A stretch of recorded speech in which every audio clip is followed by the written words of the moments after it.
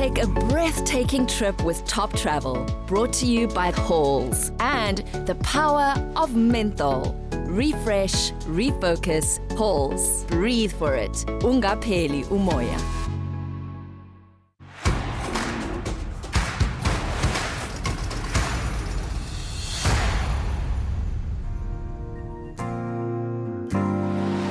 Last week on Top Travel, Hole in the Wall was a window to Xhosa culture.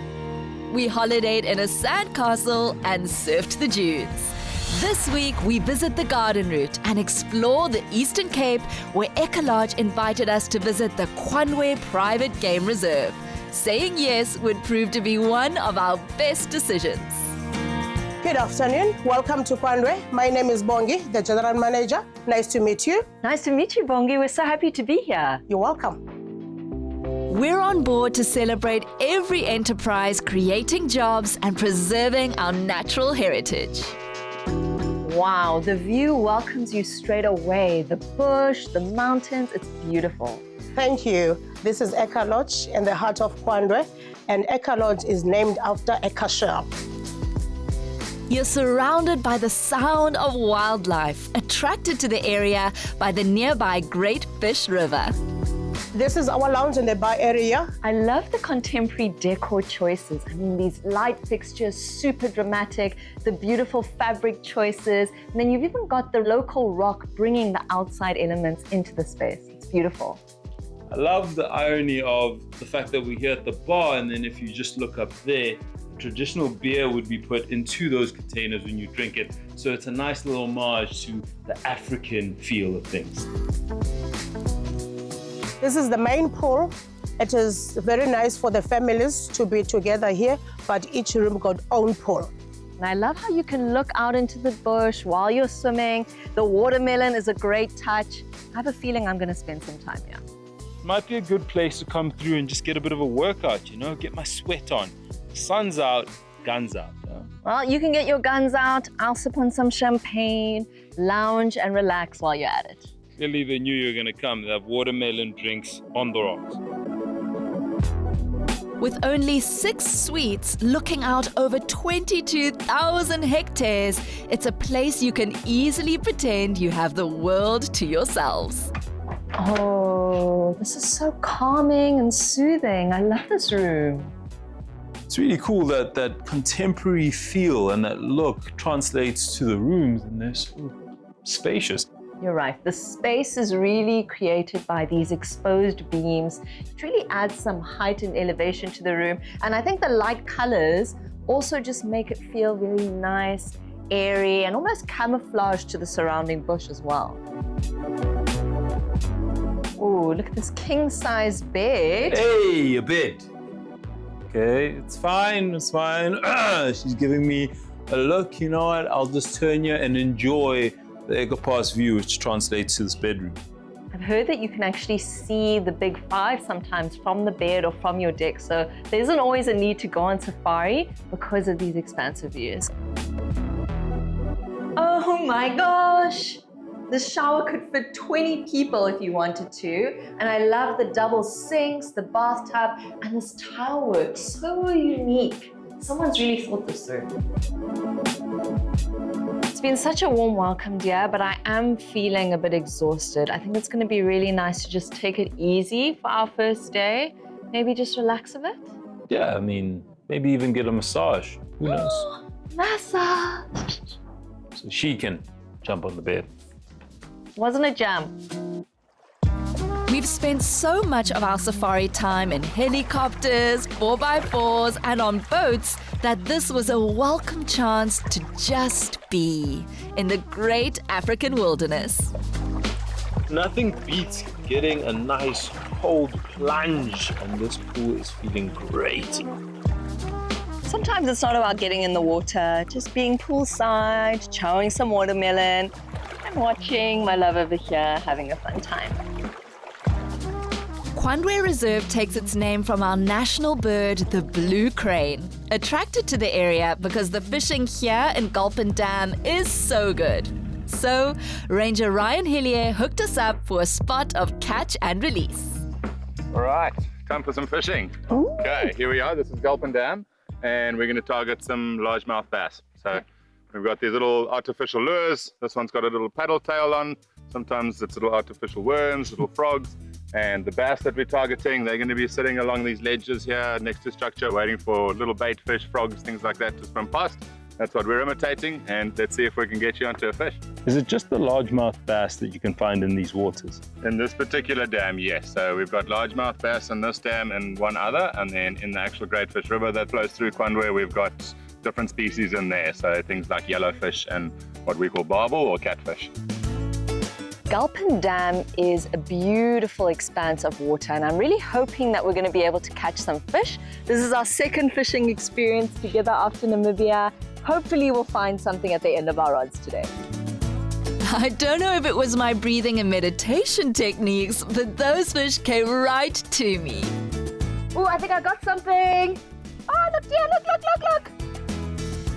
Hey, look at that! Oh, he's heavy. Wow! Hold him. What a beauty. There we are, nicely done. Wow, so you said... Oh, So you hold it right there. in the lip there like that. Wow, hello. Okay. I did it! How long can he stay out of the water before we need to put him back in? They're fairly hardy, so a little bit, few minutes, but yeah, obviously the sooner the better. Get back into the water and start oxygenating his gills again. Okay, let's put him back in. There you go. Okay, and then what? Just throw him, hoy him in. Really, just chuck him back in. Bye. Perfect. I really love the fact that we're able to catch the fish and then set them free. It's about enjoying the sport of fishing while still maintaining and conserving this beautiful environment. Whoa, that's a biggie, babe. Hey, nice! Yes! This one's about 3 times the size though, so nicely done. That's a big one. Hey bud, how you doing? Do you want to hold him so we can see his size? Let me see the I'll grab the size rod here. for you. Good fish, eh? Look at that. Really good size fish. Sure, Well that's Yeah, massive. Well done. Look at that. So much fight in this big boy, huh? But you need to go back home, so farewell. After battling the mighty bass, we'd earned ourselves a break. I feel like we should roll on and continue with the winning. It's time for that wonderful Jacob's coffee. On the road, such simple rituals become your favorites. Time for the magic. What a wonderful fishing session. Yeah, and some wonderful coffee.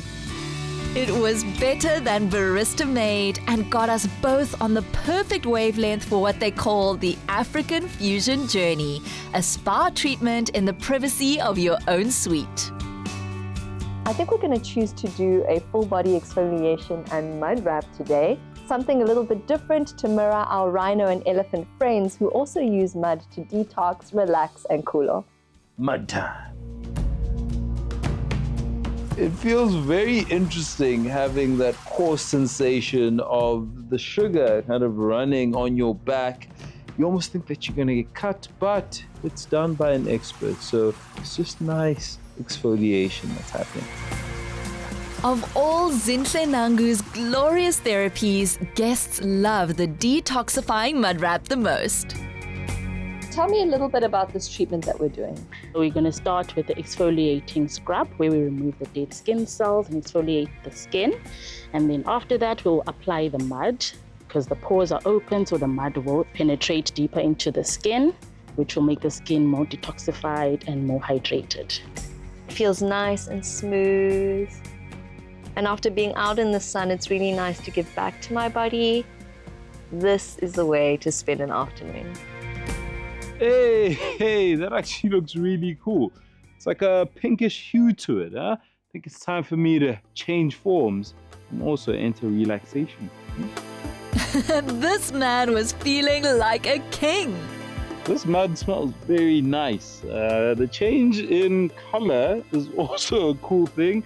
I almost feel like I'm transforming into my ultimate form, Mud Man, who is revitalized and renewed. Mud wrap done.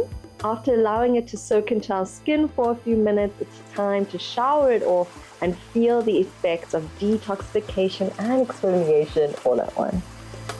Now that I feel all rejuvenated, I'm gonna have to figure out something to do. Maybe a bit of a relaxing nap or just looking out at the scenery.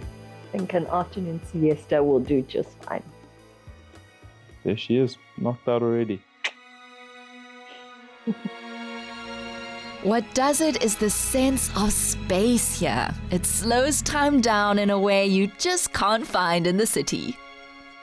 Arriving to the Sundowner spot is just perfect. They've found a nice plane for us to truly appreciate Gwandwe and everything it has to offer, while having what looks like a very interesting spread.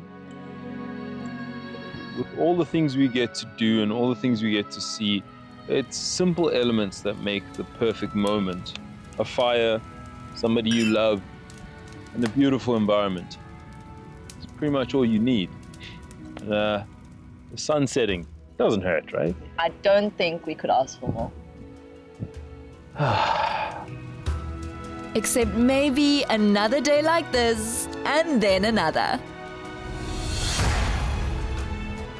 Coming up, when walking with rhinos, it pays to tread lightly. And from thermal drones to blunt technology, it takes a varied toolkit to preserve our natural treasures. Refresh, refocus, take on the moment. Halls, breathe for it. Ungapeli umoya. Feeling totally indulged from our first day in the bush, we'd signed up for everything on day 2. What a beautiful morning in Gwandwe, and of course, we need to go out there and see what animals are around this area. So, game drive is on the books. Yep, the plant lover in me is also going to get excited. We're going to be planting some indigenous spekboom to help conserve the environment. So lots of activities to get into. We're really going to get into the wild today. Really looking forward to it. With all the efforts to preserve our rhino, Ranger Ryan wanted to give us a picture of what a healthy herd of these giants looks like. And it was an absolute gift. These are white rhino, so the biggest difference between the two species is what they eat. And if you have a look at these ones, see how they've got the head down to the ground, they're actually feeding on the grass. So white rhinos are strictly a grazer. With the black rhino, they're a browser. So much shorter head and a little pointy lip are some of the main differences, and that's so that they can pick their head up higher to get to the twigs on the bushes and trees that they're feeding on, and a little pointy prehensile lip that they use to actually pull the twigs into their mouth. If you have a look at the ears on the rhino, you'll see that each one has got unique combination of notches, and that's how we identify different individuals and who they are, which is really important from a monitoring point of view. What an incredible sighting to see them in a group and also to have them so close looking directly at us. It feels like a double dose of magic. I mean, these beasts, it almost seems wrong to call them beasts because they seem so gentle and slow in their movement. But if you get any closer to them and you threaten them, they definitely will come at you. So I'm going to keep my voice down and just appreciate this moment. Having felt the power in those animals and so close up, it took some courage to then follow them like this. I always love being able to experience the bush on foot because you don't have that safety that you usually have on a vehicle, so you have to have your wits about you. You are almost not there. It's peeking behind the curtain, so you have to make sure that they don't smell you. So you have to be downwind. You have to be behind any sort of bush so they don't see you. And that's what makes it truly special, is that they don't know you're there. You see the rhinos, you see their size, but you aren't actually encroaching on them in any way. Blink and you'll miss something extraordinary, especially when you take a moment to look down. There you go, you can actually feel it if you like. It's a really big warthog tusk. I'm guessing that this is an old lion kill. Another warthog skull. This is definitely not the same one. The top tusks are actually still there, but you can see quite a small skull. Ryan, I'm guessing as a part of conservation, you don't allow people to take these home. Yeah, that's correct. This can actually become a little microhabitat, but some of the bones will also get used by other animals. Giraffe do it quite frequently, where they'll come and pick up old bones and actually suck on the bone. and that's to get extra calcium. So even though the warthog is no more, it's still very much a part of the whole ecosystem out here. The circle of life, nothing goes to waste. Bringing high tech into conserving this natural kingdom is environmental manager Craig Sholto-Douglas. This is one of our thermal imaging drones. It was actually designed for search and rescue in cooler climates, but we've adapted it for rhino conservation. Which I guess is rescue of a different kind. Exactly, yeah. It gives us a thermal image of exactly what's going on the ground. So it allows us to find the animals we're looking for 24/7 and really optimizes how we're able to monitor and manage our rhino population. What's crazy is that the drone is so far away, but the zoom function allows you to see it and see all of these details without scaring. Craig also employs nature's own genius in rehabilitating the environment. The area we've just walked through now is really, really open. It's what we call transformed, especially when you compare it with some of the thick vegetation on the hills behind us. And that's because historically this area was overstocked with lots and lots of ostriches. One of the projects we're working on now is to try and restore these degraded landscapes. And to do that, we plant this miracle plant called speckboom. Why speckboom specifically? It's a really unique plant in the sense that we can sustainably harvest it from intact vegetation and then use it to start the restoration process in some of these degraded areas. We have these pikes, spears, I don't know what to call them. How do these allow us to plant the speckboom? Because this landscape's so degraded and quite rocky, you want to be quite selective about where you're going to make your hole. And what you want to do is try and get as much height as you can, and you just work it a little bit so that you've got a nice hole that'll keep the speckboom upright when you stick it in the ground. Watch your toes.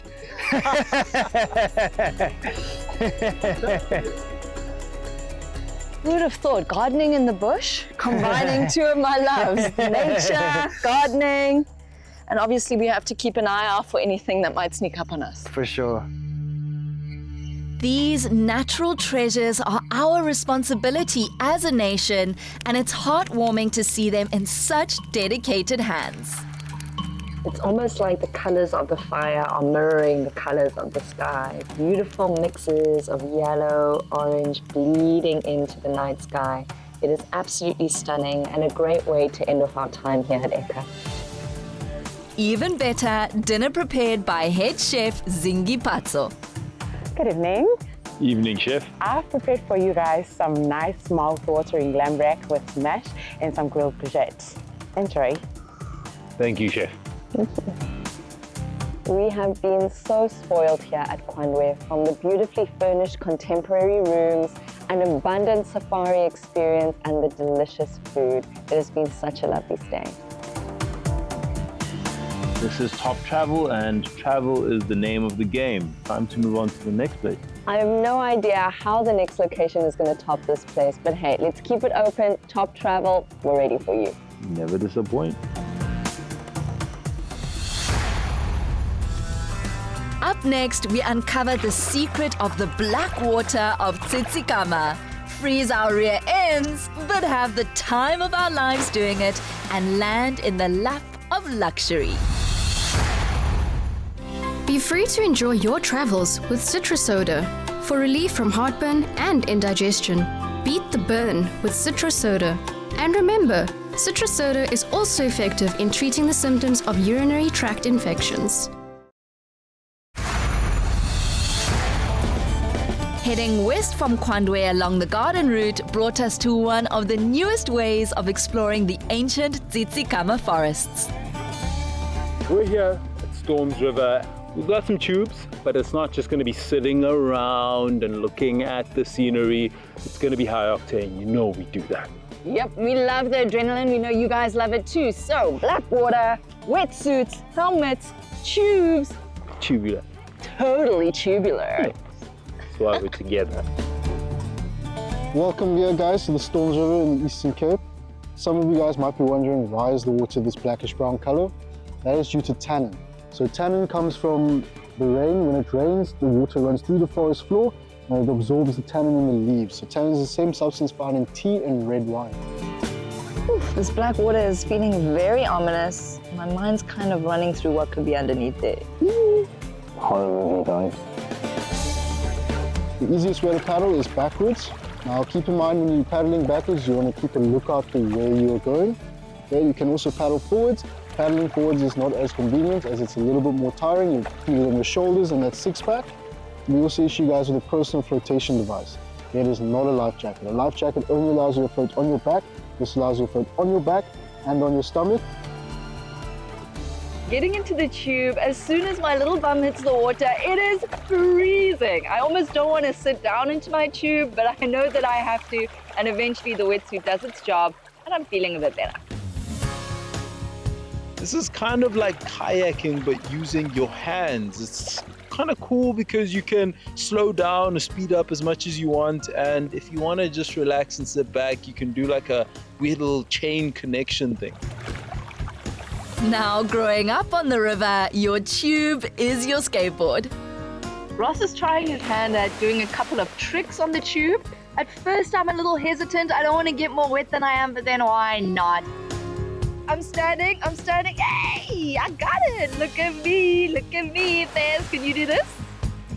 I'm wasting so much time trying to just stand on these tubes. We're supposed to be moving down Storm's River, so let's do that. That was epic. Maybe I should try doing yoga on a tube someday. Maybe not on one of these, but another opportunity soon presented itself. We are now at our paddleboarding section. So we're going to be climbing onto the paddleboard. We're going to start off on our knees here in the shallow area. Once we get to deep water, we're then going to stand up and continue our way upriver. So nice and clear here. The water's flat, so easy to get your balance. I thought I'd try and show off my yoga skills a little bit with the headstand. Glad that I nailed it because this water is cold. Cruising down Storm River. And honestly, it's such a beautiful, scenic route. You don't have to put too much effort. All you really need to do is enjoy the greenery and the lush trees. You just hear the sounds of the water, breathe and cruise your way down. Oh, what a way to spend an afternoon. And you got to make sure you're keeping your balance, but the board does most of the work, so it's actually mostly just for show that we're paddling this much, really. Honestly, whatever it takes to stay warm on this chilly water. We've got a cliff jump that's ranging from about 3 meters all the way up to 7 meters. Now, because we're going to be jumping into black water, we like to jump feet first. The reason is you can't see what's under the water, so you don't know if there's any logs or anything like that there. When you jump, if you jump with your arms open, make sure you close your arms before you hit the water. I almost feel like we become pros at jumping off ledges, and honestly, as soon as it was my turn, I didn't even hesitate, but the water was cold. So that was that part. But absolutely thrilling, because as soon as you're in the air, you're just like, whoa, this is happening so fast. You land into that water, you get hit with the cold, but then you start feeling proud that you did it. I'm having second thoughts about doing this jump, but the great thing about this show is it pushes us to our limits. And I thought about all the ladies back home who might feel like they have fears to conquer. I did it for you guys, and in the end, it's an incredible experience. Which we toasted with something far more fitting than champagne. It is freezing. I don't know about you guys, but I think a nice hot cup of coffee would go in right now. Oh, that sounds like a good time. Jacobs? Let's do it. That's how you know, the taste of victory. Okay, so we've got a hazelnut mocha or mocha. I'm gonna go for the mocha today. And there was plenty of the good stuff to go around. Cheers, Ross. Thanks for an awesome, wonderful afternoon, eh? Thanks, brother.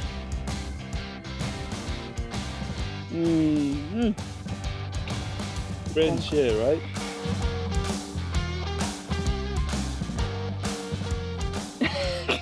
That's the ticket. It's wonderful. So wonderful. After those chilly adventures, we needed a cozy place to overnight on the garden route. And you can't beat the Platenburg with a welcome from General Manager Melissa Turon. Hey, thank you. I know this hotel has quite a storied history, but it's not the only one. It's a chain or collection of hotels, right?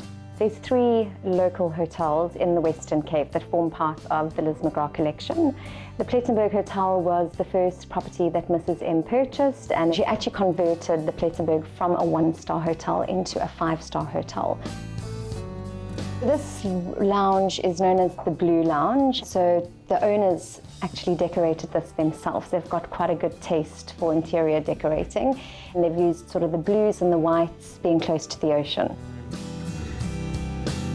Our summer lounge was decorated by Sue Bond, a local lady who stays in Knysna. So you'll see lots of different patterns with material. We've got the plates on the wall, which our sister property also have. So the idea of that was to sort of keep something specific throughout the hotel. We also do afternoon tea as well, which is served in the summer lounge.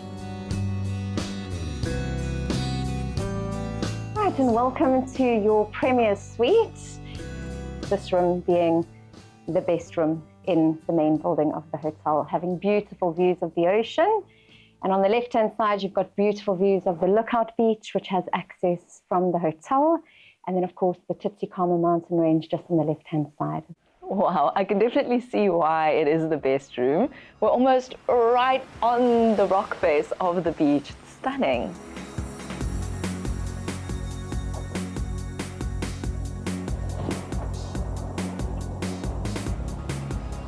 Hey, come on.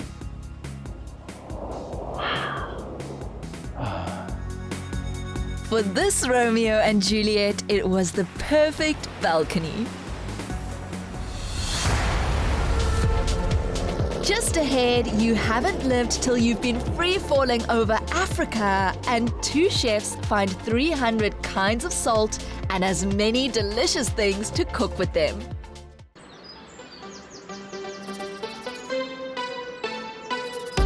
Find your wonderful. Jacobs, wunderbar. Adco Napamol is another must-add to any travel bag, as it contains paracetamol for fast, effective relief of mild to moderate pain and fever. So wherever you're headed for the holidays, don't leave home without Adco Napamol. Fighter pilots of old famously had a hearty breakfast before flying, which we were about to do without wings. It's time for us to do something I've always wanted to do, skydiving. Oh my gosh, we're gonna jump out of a plane. Literally soaring. I know you guys hear me always say, I'm gonna soar, but this time it's happening. Most of us see Plet from the beach.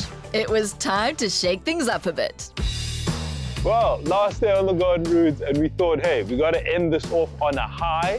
Got my jumpsuit on, and for the first time, I'm actually going to be jumping out of a plane.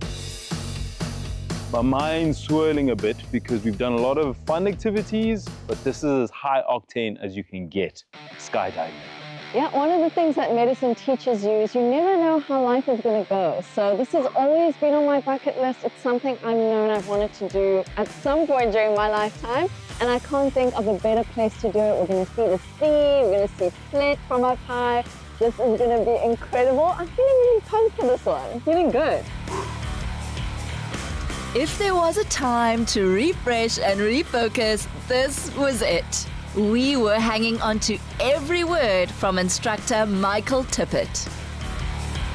We're going to be sitting in the plane, facing the back of the aeroplane. When we're all ready to go, the door is going to open up on the left-hand side. I want you to get both of your feet nicely out onto the step, both of your hands on your harness, head softly back, and we're going to jump out that way. As we jump out that way, remember both the legs back between my legs. Little tap on the shoulder, spread your wings and fly. Well, here goes nothing. Here goes a big something. I'm usually always like screaming about how awesome it's gonna be. I don't know what's gonna happen. I'm gonna be honest with you. Me and you at home, we're in the same boat. It gets very real when you get into the plane and you realize that this is what you're going to be jumping out of. But I'm feeling really pumped about this experience. It's feeling good. I have all the good vibes, so I think this is going to be one for the book. I've kind of gotten used to taking off now since I've flown an aircraft and kind of just like I've got my wings. This is chill. Slowly the ground starts to get further and further away. I start to feel my heart beating against my chest. It's getting really, really real now, but I'm just focusing on the views, and this beautiful coastline is distracting me from what we're about to do. 9,000 feet, time for us to get ready to jump. I know what it is I need to do, but my mind is racing a mile a minute. We're really about to jump out of the plane. Okay, there we go. The door opens and nothing but wind and just noise. Just all I'm hearing. That's all I'm hearing. I look over to Ness. She gives me a bit of a smile. Thumbs up. Go time. There's literally no time to think. And then I launch. I'm literally flying. Oh, it's our turn now. We jump out of the hatch and we are flying. Everything disappears, and in that moment, it's just pure calm. Wow! Hey, that's the best feeling of my life! This is amazing! There's nothing that I can actually say that compares to this. All the trepidation, the fear is gone. And I'm just grateful for these experiences, for the show, for life.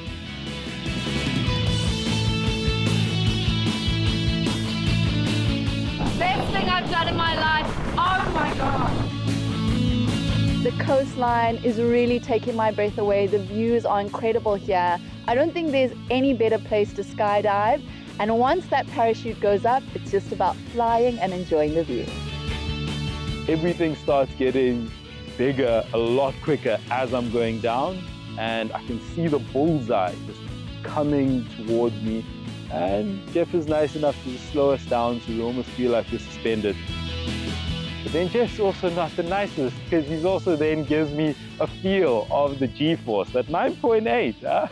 It really makes your mind spin. No matter how good VR or AI gets, it can never beat this level of reality. Hey, thank you, Mike. Oh, by far the most incredible experience of my life. I'm even getting a little bit emotional of how amazing that was. Incredible! Yeah! That was. Yeah, that was. You lost for words. Okay, now that I've had that was flippin' awesome. Took you like 3 business days to get excited about this. Because my mind is still 10,000 feet up there. It only got here now. This is just, boom! Like, you have to do it, first of all, and we have to keep doing it. I feel like we need to. We're about like 17,999 jumps behind Jeff. Okay. And Mike's probably 1,000 as well. So you're looking at some hooked divers here. I must say, your face looks very different now to what it looked like the last time that I saw you up there. I was smiling when I jumped out. I don't know why you're talking. We got Can her. we roll the tape? Can we roll the tape? Please, roll it. Can we roll the tape? She was playing it cool. She was like, yeah, just surrender. Somebody was surrendering. The GoPro's my witness. Play it back. So there's me, zen as you like, and then my man with his don't look down face. Back on planet Earth, we had maybe our most fascinating lunch so far. Salt. A lot of people think it's just to accentuate the taste of food, but it has a long history. Back in the day, it was actually worth a lot of money because it preserved food and allowed you to sustain it for longer. Thus the saying, worth your weight in salt, being a good thing. We're excited to share the story of 2 chefs who've made salt the hero in their culinary journey. We are proud to say it's two South African chefs in Craig Cormack and Bo de Toy who have boldly set off down the salt road together.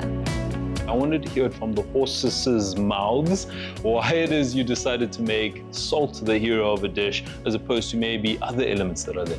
It kind of evolved by just purely interest and saying, wow, we've been cooking with salt for thousands of years and no one's ever thought about it. No chefs have explored it, they've just used what's available. And here we're going, there's more than 300 varieties of salt all around the world.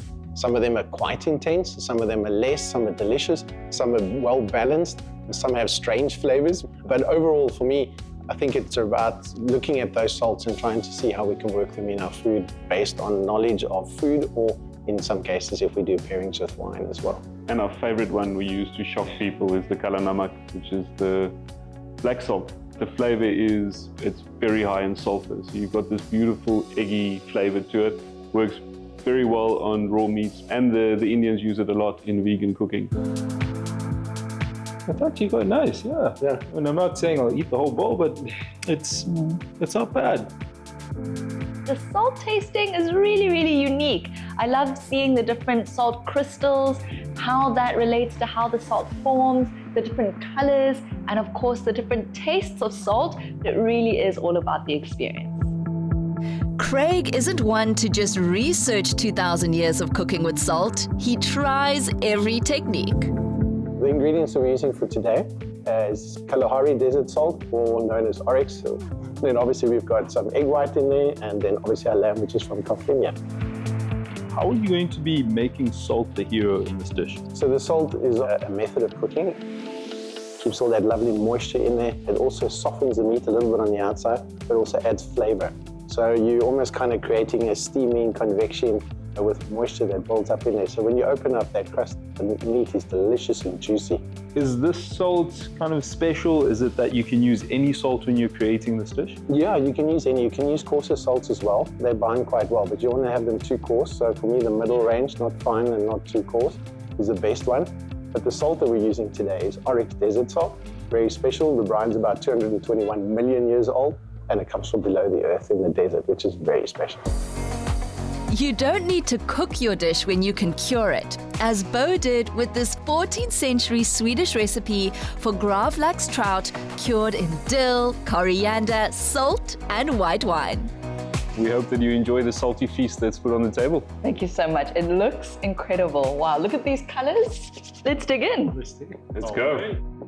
Fez was again left speechless. The lamb tastes amazing, and Chef was right. Just that crust from the salt, the seasoning, it allowed it to still be tender, but you can really taste all the flavors, that umami. Yeah, it's delicious. It's the fish for me. It's taken on that beautiful purple color, nice and vibrant, and then mixed in with that salty wine, coriander, and dill dressing. Delicious. I feel like I've been rejuvenated. It's time for us to move ahead.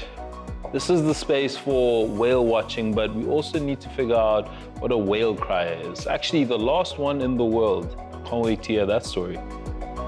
And so we left the salt revolution to keep brewing in this quiet little corner of the countryside. Next up, if you listen very close, you can hear his call. Top Travel goes in search of the world's one and only whale crier in the holiday town of Hermanus. Refresh, refocus, take on the moment. Halls, breathe for it. Ungapheli umoya.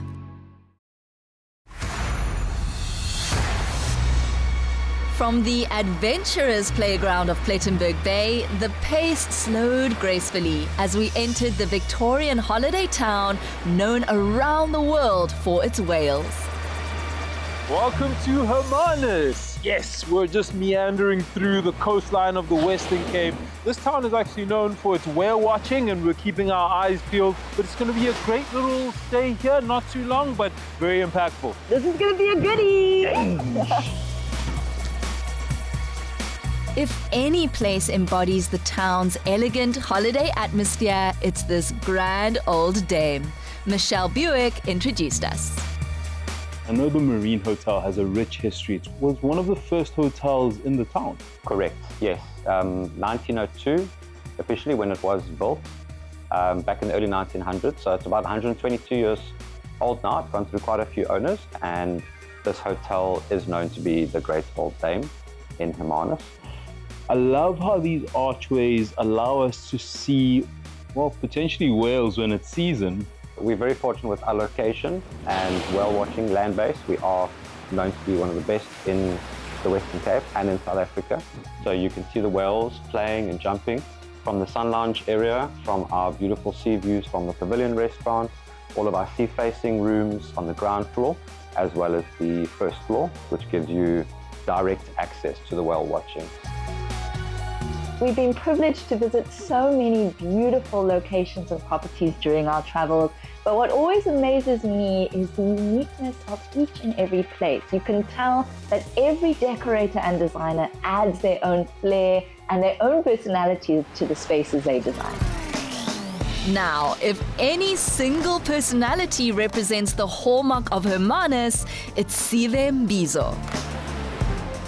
What's a coastal whale watching town without the world's only whale crier? The art of spotting a whale from the coast and then alerting the townspeople to the incredible sighting. He's able to move through Hermanus and show people all the great sights while keeping an eye on the oceans, just in case he sees a whale. We have to meet him.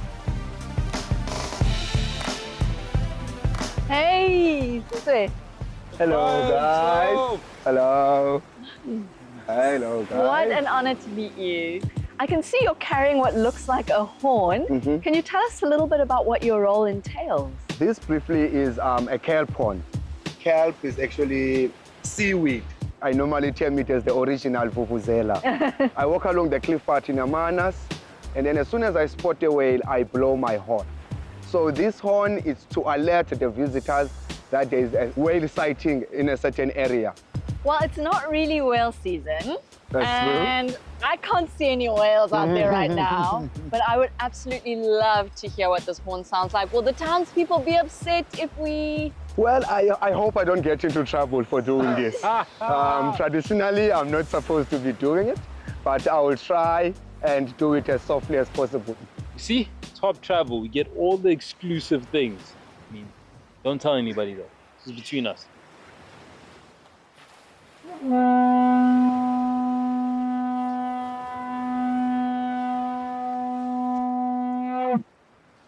Wow! Where are they now? Yeah, you gotta just quickly look. It really is a commanding horn. Wow. When is the peak season for whale watching if you really wanted to come to Hermanus, and why is it that they tend to come here as frequently as they do? Basically, they are here to give birth, but they are also here to make more babies. Hey! But the main thing is to give birth.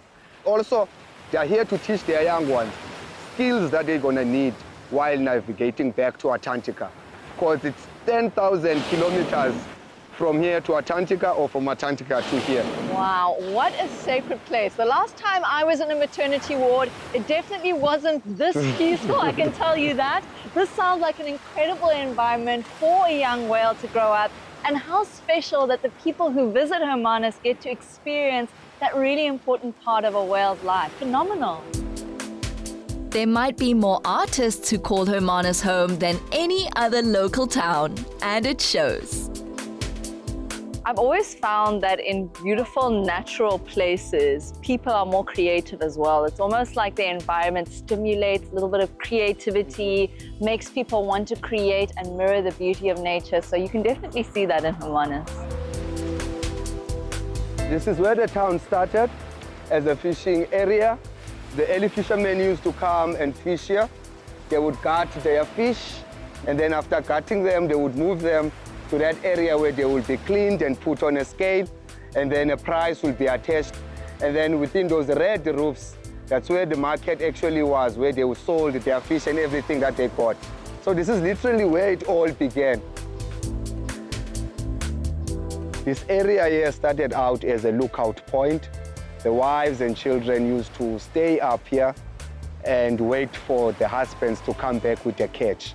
Eventually, throughout the years, it changed its name from the lookout point to Gearing's Point. Sive, while you're talking, I feel like I'm seeing something in the distance there. Those splashes? Those are dolphins. What? We have common dolphins and your bottlenose dolphin. This pattern today is a bit unusual. You see 2 there, you see 3 there, you see 4 there. They're just scattered all over the bay. So I'm not sure, they might have lost the sardines that they were chasing after, because usually once you see them within a school, you know that they are chasing after a sardine. Whales are the backbone of the economy and soul of the town. This is part of the village emblem. This is a mural of a southern right whale, to be specific, showing appreciation of these majestic creatures that actually visit our shores. Wow, it's been such a full and rich walk through the stunning town of Hermanus, from spotting some dolphins to learning more about my man over here, the world-famous Whale Crier. Thank you so much, Sive. Thank you. It's really been such a lovely time with you. The top attraction here is the promenade overlooking the sea. It's for everyone and it's free. I'm not sure exactly what it is about Hermanus. Maybe it's the small town feel or the fact that it's surrounded by the ocean, but the pace here is nice and slow, and it really allows for softer, more intimate moments where you can cozy up with your partner, enjoy the sunset, and just take it easy. With all our travels, it does feel like sometimes you get swept by the adventure, the thrill, everything that happens around you. But it's moments like this where we really do get to appreciate that we're traveling, we're seeing the world, we're seeing our country from different perspectives. And yeah, these moments are almost like little commas in between all the adventure, all the thrill seeking, and they're just as fun.